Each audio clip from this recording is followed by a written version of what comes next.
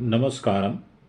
स्वागत है आपका अरुण कुमार शर्मा वन थॉट के मंच पर। जैसा कि वर्तमान घटनाओं पर हम विचार कर रहे हैं, उसमें हमने जो विषय लिया था रामलला मंदिर का उद्घाटन। आज का जो हम विषय ले रहे हैं उसमें अयोध्या में रामलला मंदिर या सरकार द्वारा प्रायोजित व्यापारिक केंद्र मोदी की आशा 2024 में भाजपा सरकार। आज हम इस बात पर विचार करेंगे कि क्या आने वाले केंद्रीय चुनावों में नरेंद्र मोदी जी का जो विचार है वो रामलला मंदिर की प्रतिष्ठा को भुनाने का होगा या नहीं।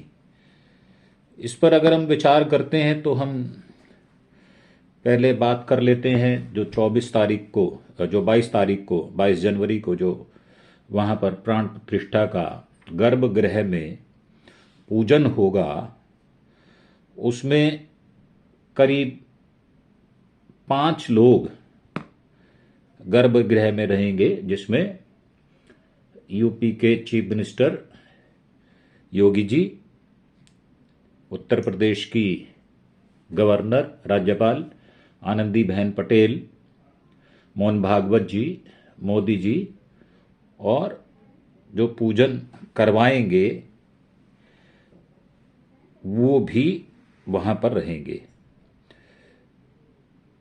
करीब 40 मिनट का ये प्रोग्राम होगा, जिसमें मोदी रामलला का षोडशोपचार पूजन करेंगे जो कि 20 मिनट का होगा।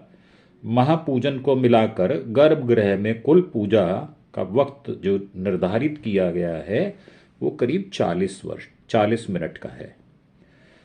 और एक विशेष भेंट में बताया गया कि रामलला की मूर्ति की प्रतिष्ठा में आचार्यत्व की भूमिका निभाने वाले पंडित लक्ष्मीकांत दीक्षित जी के बेटे पंडित सुनील दीक्षित, जो खुद भी पूजन में शामिल रहेंगे, उन्होंने बताया है कि कर्मकांड के दौरान गर्भगृह में 10 लोग रहेंगे, जिसमें मुख्य सहयोगी के रूप में 1-2 लोग रहेंगे।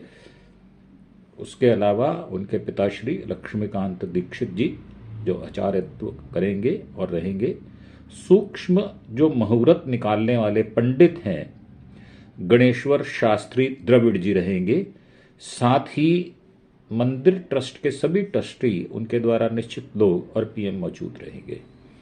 ये अंदर की पूजा के वक्त की रूपरेखा बनाई गई है।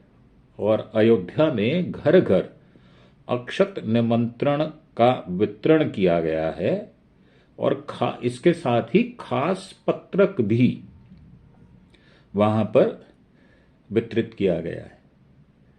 और अयोध्या में रामलला की प्रतिमा में जो विराजित की जाएगी वो मूर्तिकार अरुण की बनाई गई मूर्ति फाइनल की गई है, जो कि बेंगलोर से हैं। और प्राण प्रतिष्ठा में जो संकल्प लेकर देश को समर्पित किया जाएगा वो मोदी जी द्वारा किया जाएगा। इस मंदिर का संकल्प करीब 33 वर्ष पूर्व लिया गया था, जिसकी भविष्यवाणी बाबा देवरा ने की थी। और रामलला के प्राण प्रतिष्ठा के लिए जो हवन कुंड बनाने वाले एक्सपर्ट्स जो हैं वो अयोध्या के लिए रवाना हो चुके हैं।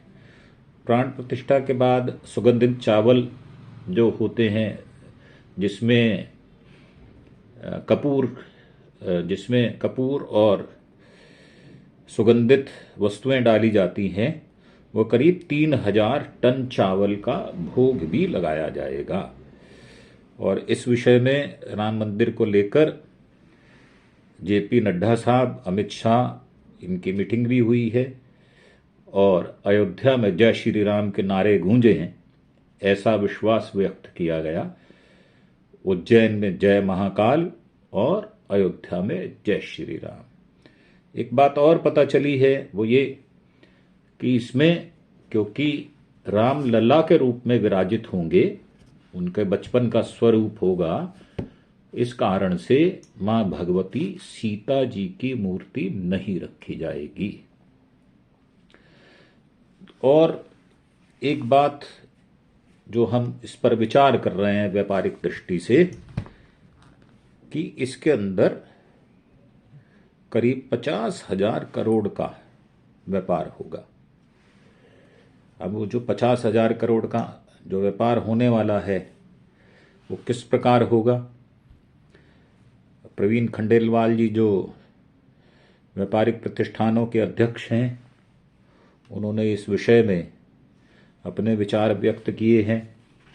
अगर आप अयोध्या आज जाएं तो आपको बाजारों में रामलला की मूर्ति के प्रतिरूप वहां आपको मिलेंगे और वो प्रारूप काफ़ी लार्ज स्केल पर बनाए जा रहे हैं और उनका व्यापार किया जा रहा है, जो कि किस दृष्टि से उचित है, उसको कौन हाथ बना रहे हैं, कौन लोग बना रहे हैं, इसके विषय में हम विचार विमर्श अभी फिलहाल नहीं कर रहे। और जो व्यापार किया जा रहा है इसके अलावा वो राम नामी दुशाले, राम नाम के कीचेन और बहुत सारी वस्तुएं जो इस प्रकार की हैं, वो वहां पर उनका व्यापार किया जाएगा। अब देखने वाली बात ये है कि क्या ये सब कुछ मोदी जी इसलिए कर रहे हैं कि पूरे भारतवर्ष को मोदीमय बनाया जाए या भाजपामय बनाया जाए। अयोध्या में पहले ही मोदी जी 6 ट्रेन जो थी उनका उद्घाटन कर चुके और 2 ट्रेन एक हैं जिसमें 6 एक प्रकार की ट्रेन हैं, उसका उद्घाटन कर चुके और महर्षि वाल्मीकि विमानतल जो है उसका भी वो उद्घाटन कर चुके। वो एक अलग विवाद का विषय है जिसमें ये कहा गया कि जो उद्घाटन किया जा रहा है उसमें जो नाम उन्होंने दिया है महर्षि वाल्मीकि का, वो रामलला का नाम रजिस्टर था और उसका जो लोगो है वो पहले ही रजिस्टर करा लिया गया था, इसके बाद इसको बदला गया है।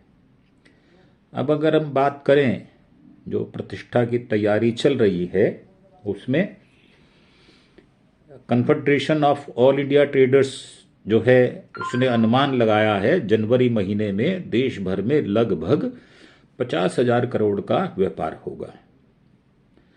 और ये व्यापार होना अगर विनिमय की दृष्टि से या जीएसटी की दृष्टि से देखा जाए तो ये उचित है, इसमें कोई बुराई नहीं है।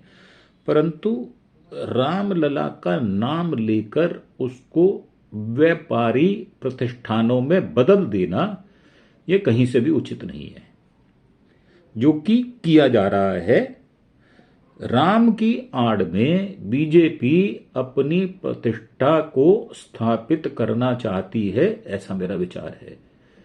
और ये विचार इसलिए भी पुष्ट होता है कि जब ये कहा जाता है कि हम घर घर जो है इसमें उनको न्योता देंगे 22 जनवरी में, और 22 जनवरी को राम राज्य दिवस के रूप में, जैसा कि 15 अगस्त 26 जनवरी रिपब्लिक डे जो है गणतंत्र दिवस या स्वतंत्रता दिवस या गांधी जी का जो दिवस है 2 अक्टूबर उनका जन्म दिवस जो है उसको सार्वजनिक छुट्टी की जाती है। जैसे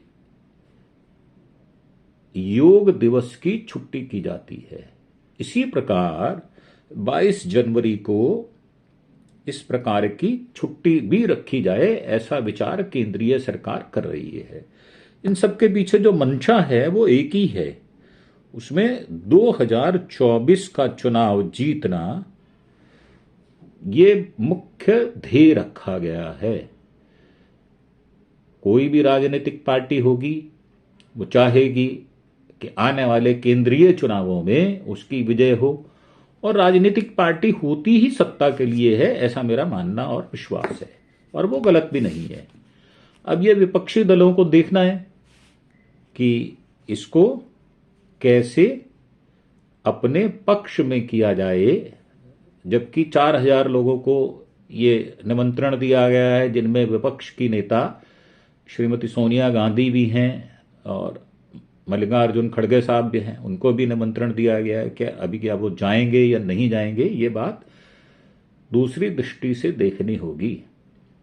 क्या उसमें भी राजनीति होगी या नहीं होगी, और अगर जाएंगे तो मोदी जी क्या कहेंगे उसके जवाब में, और क्या नहीं कहेंगे, ये बात दिगर है। और अगर जाते हैं तो उनका महत्व जो है, उनको कितनी महत्ता दी जाएगी, ये भी सोचने वाली बात है, ये विचारणीय बात है। मेरा मानना ये है कि जब आप चुनावों की देहरी पर बैठे हों और इस प्रकार के आयोजन जो कि धार्मिक शुद्ध रूप से होते हैं, अगर आप उनको करते हैं तो उसमें राजनीति को दूर रखना उचित होता है।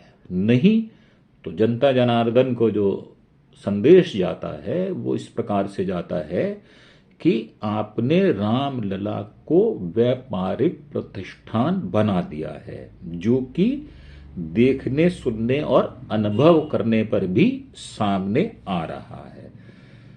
इसमें जो और बातें हैं कि भाई कौन कौन व्यक्ति, प्राण प्रतिष्ठा जो गर्भगृह है उसमें कौन कौन रहेगा, तो उस मेरा ऐतराज ये है कि जब मोहन भागवत जी एक ऐसी संस्था के अध्यक्ष हैं जिसका सरकार से कोई लेना देना नहीं है, इस प्राण प्रतिष्ठा में मेरे मतानुसार किसी जो जगत गुरु शंकराचार्य को, जो कि हमारे 4 पीठ हैं, सिद्ध पीठ जो हैं, उनमें से किसी शंकराचार्य को बुलाना चाहिए था, और नहीं तो चारों ही शंकराचार्य को निमंत्रण देकर ससम्मान उनको इस गर्भगृह में प्रवेश की अनुमति होनी चाहिए थी, जो कि हिंदू धर्म के सर्वश्रेष्ठ गुरु कहलाते हैं। परंतु ऐसा नहीं किया जा रहा। क्यों नहीं किया जा रहा? उसके पीछे क्या राजनीति है? क्या उन शंकराचार्यों का विचार नरेंद्र मोदी जी से मिलता भी है या नहीं मिलता? ये सोचने वाली बात है, ये विचारणीय है। परंतु उनको नहीं बुलाया जा रहा, ये बात निश्चित है। और मेरा विरोध एक और भी है। जब हम कोई अपने परिवार में पूजा अर्चना करते हैं तो हम वो सपरिवार करते हैं और अपनी पत्नी के साथ करते हैं। ये विधान कर्म कांड के अंदर बिल्कुल स्पष्ट रूप से उल्लेखित है। अब वहां पर महिला के रूप में एक राज्यपाल रहने वाली हैं जिनका नाम है आनंदीबेन पटेल। एक कंट्रोवर्सी हुई थी वर्षों पहले।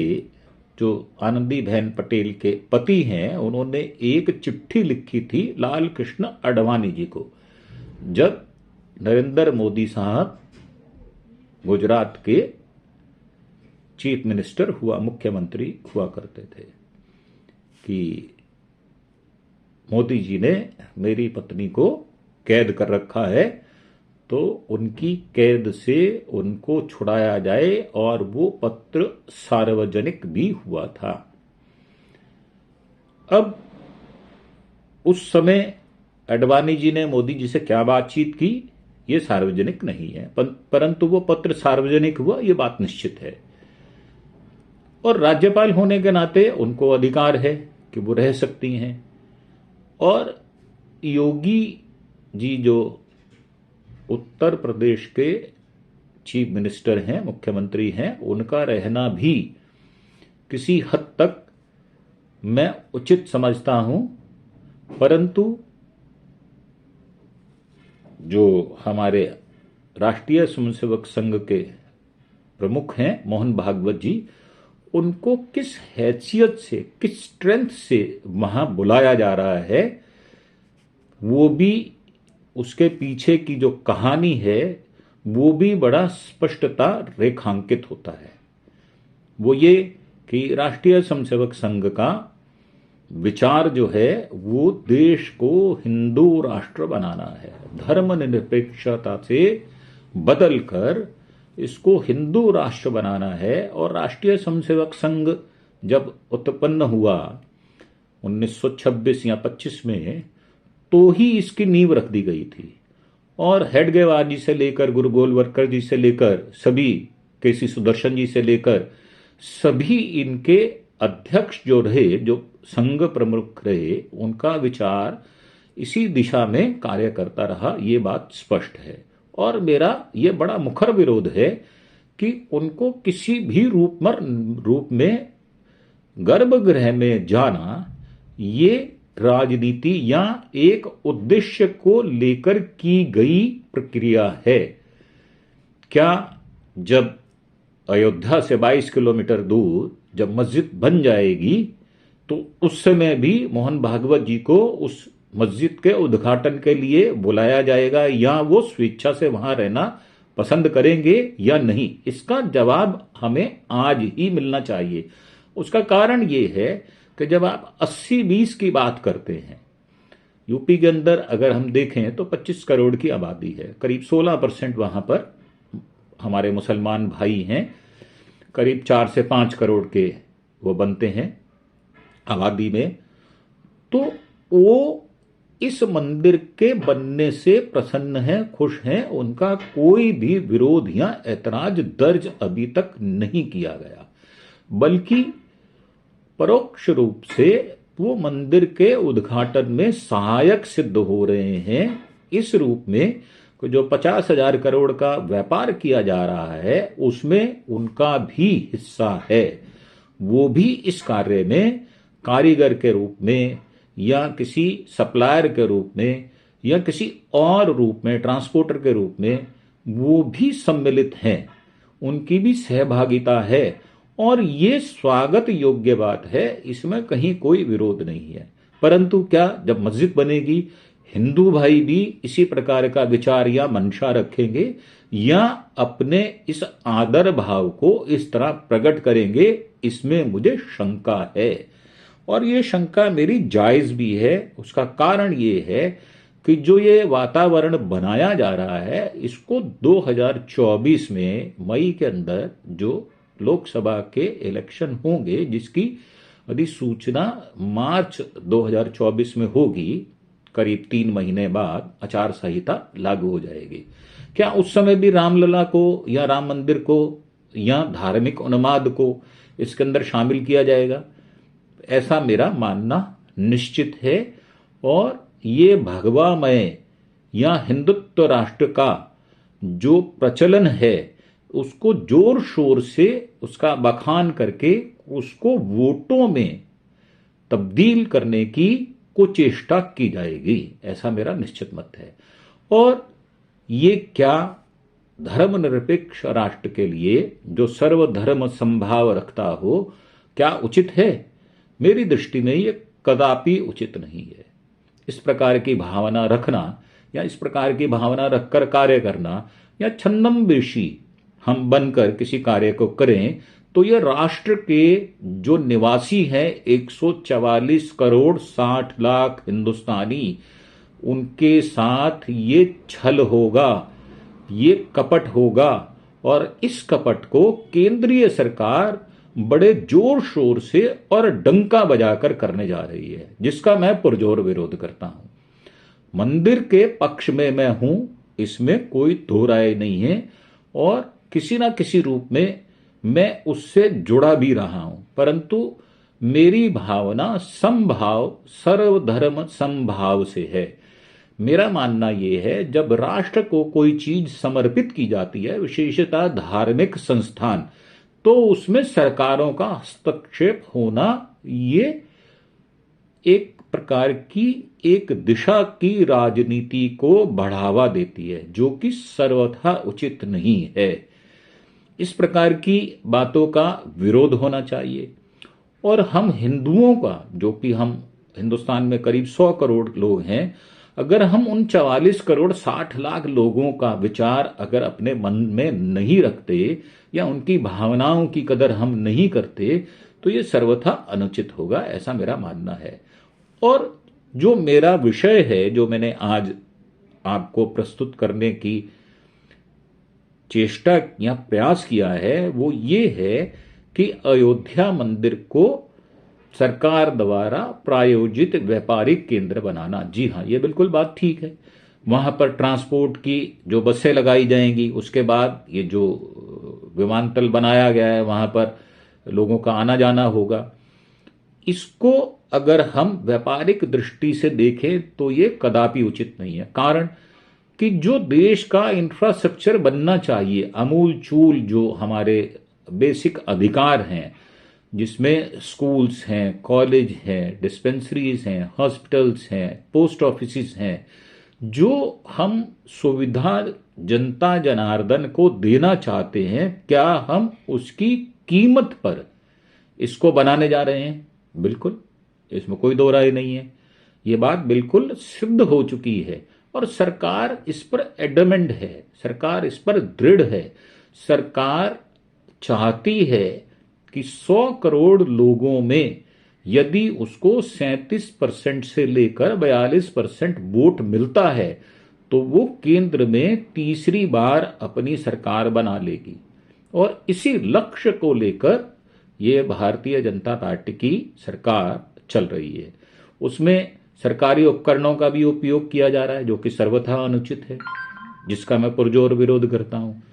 अगर आप किसी धार्मिक संस्था का या धार्मिक मंदिर का उद्घाटन करना चाहते हैं, तो ये सरकार का विषय नहीं होना चाहिए। जो विषय सरकार के हैं, वो उनको जब जनता चुनती है तो अपनी सुविधा के लिए, कि उसको जब वो बीमार हो या जब उसके बच्चे बड़े हो रहे हों तो उनको अच्छे कॉलेजेस मिलें, अच्छी बिजली मिले, रेगुलर बिजली मिले, उनको सड़कें, रोड्स बनी हुई मिलें, अच्छी प्रकार की सड़कें मिलें। क्या हमारे देश में जो सड़कें हैं उनका हाल, या यूपी के अंदर ही सड़कों का हाल बहुत दुरुस्त कर दिया गया है? शायद नहीं। तो हमारा जो ध्यान है वो इन चीजों की तरफ ना होकर हम धार्मिक उन्माद की ओर बढ़ रहे हैं। अभी इसमें काशी बाकी है। काशी का केस सुप्रीम कोर्ट में प्रस्तुत हो चुका है, उसकी बात हम अलग से करेंगे। परंतु जो आज का विषय था वो मैंने आपके सन्मुख रखा है। अगर आपका कोई मेरे विचार से भिन्न विचार हो तो मेरी प्रार्थना है कि आप अपने कमेंट्स के अंदर उसको जरूर उल्लेख करें। और कैसे रामलला के इस सीरीज को और ज्यादा लोगों के विचारों में ये आए, उसके बारे में जो आपका सुझाव हो वो भी स्वागत योग्य है। इन सब बातों को देखते हुए मैं जो बात मैंने प्रस्तुत की है, उसमें जो भी उचित आपको लगता हो उसके विषय में भी लिखें, और जो विषय आपको लगता है कि वो अनुचित है उसके विषय में भी मुझे सूचित करें। मैं आपका स्वागत करता हूं। इन्हीं सब बातों के साथ मैं अब अपनी वाणी को विराम दूंगा और एक प्रार्थना आपसे जरूर करूंगा कि मेरा ये जो वीडियो है इसको आप पूरा देखें। पूरा देखने के बाद थोड़ा विचार करें, क्या ये ठीक है या गलत है? हमारे देश की प्रगति उन्नति के लिए क्या हमको धार्मिक होना जरूरी है, या हम अधार्मिक होते हुए भी राष्ट्र निर्माण में अपना सहयोग दे सकते हैं? ऐसा विचार करके आप मुझे सूचित जरूर करें अपने कमेंट्स में। इसको लाइक करें, शेयर करें और इसको सब्सक्राइब करें, ताकि हम अपने विचारों को आपके पास पहुंचाने का माध्यम बन पाएं और उचित विचारों को प्रकट करने की समर्थ या शक्ति हमें मिलती रहे। वो आपके सब्सक्राइब, लाइक और शेयर करने से मिलती है।